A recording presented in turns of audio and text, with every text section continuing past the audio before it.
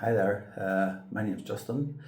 I'm the drummer in the little beat combo that you might have heard of called Velvet Static. And Donna's forced me to talk about what I think about the band members. Um, okay, well, bit of a help. She managed to get some questions to help guide me because it could have been a very long, rambling conversation otherwise. Um, so for each of the members, and lo and behold, who's up first? Donna. What does Donna bring to the band that nobody else could replace? Where do you start? I think the big one's probably presence. When Donna's there, you know she's there, in a very positive way. She can her presence dominates the stage.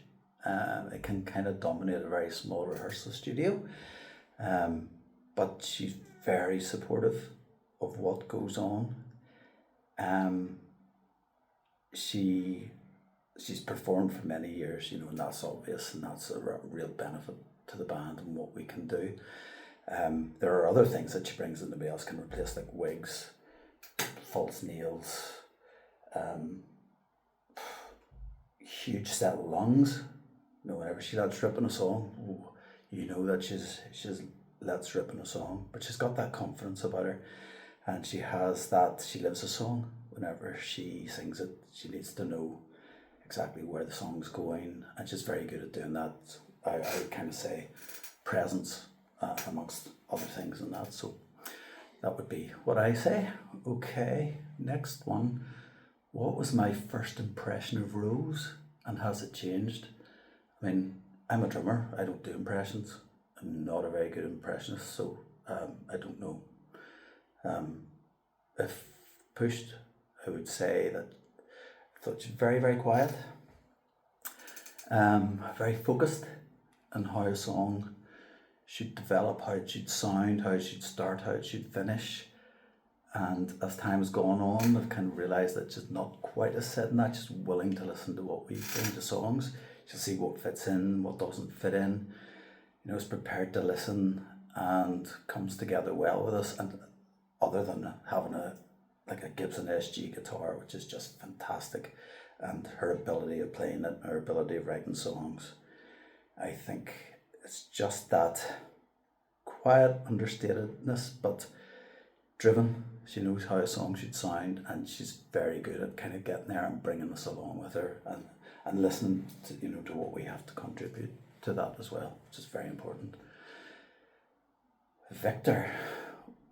Which animal, film character, or fictional hero best represents Victor, and why? Crikey, that's a tough one. I've known Victor the longest in the band. I've known him from the start of my working career way back in the 90s. So 3 decades I've known Vic, and worked in various bands with him. If I was pushed to pick somebody, I'd go with the bride, Uma Thurman's character from Kill Bill. Strange choice.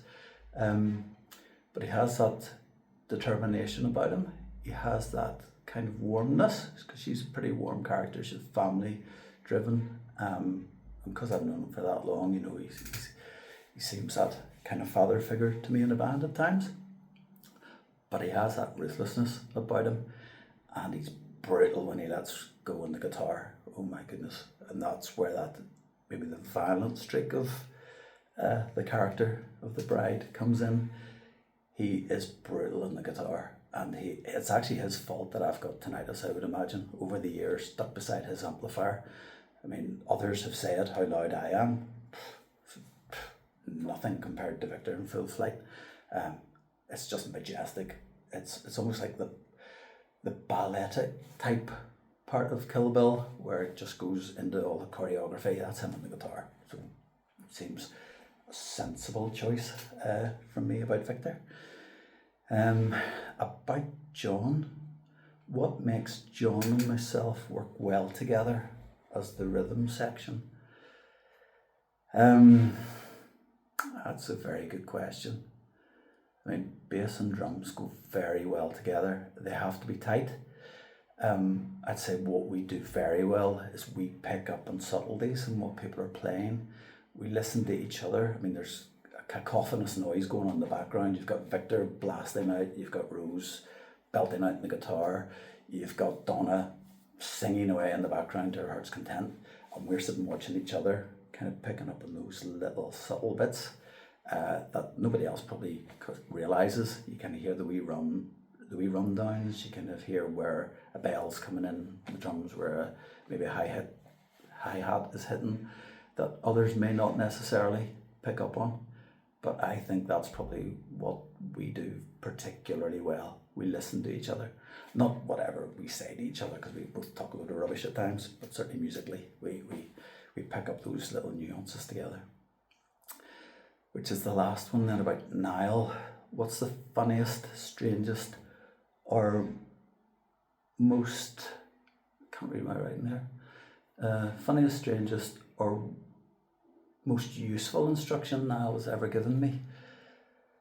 Strangest, probably that I should use feathers, as he said in his piece to camera on this. He's never said anything like that to me before directly, about how loud I am, how I screw up all his levels, about how I dominate the little studio that we're in. So that's a bit of a strange one for me. Others have said it as well about how loud I am, but that's because I'm fighting against noise of everybody else in the band, I like to think. So I think probably playing with feathers, I don't know how to play quietly, to be honest. I try, but it's very, very difficult. Another thing, actually, probably the most useful thing he's told me is how he actually makes his flapjacks, because he's a master baker. I have to say that very, very carefully.